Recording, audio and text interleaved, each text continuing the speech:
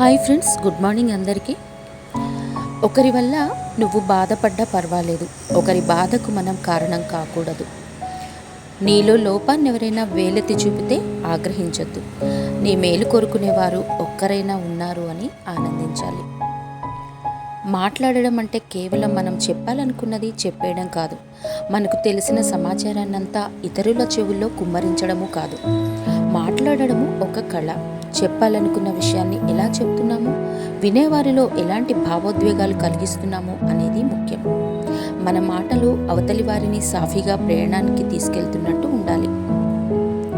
మీరెక్కడైనా ప్రసంగించాల్సి వస్తే అవసరాన్ని బట్టి శబ్ద తీవ్రతను పెంచుతూ తగ్గించుతూ ఒక చిన్న వ్యక్తిగత ఉదాహరణను జోడించి మెరుగైన బాడీ లాంగ్వేజ్తో సూటిగా మాట్లాడడము అలవాటు చేసుకోవాలి.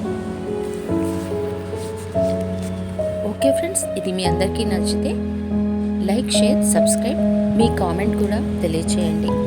అందరికీ very good morning, sweet morning. All the best. Bye friends. Thank you.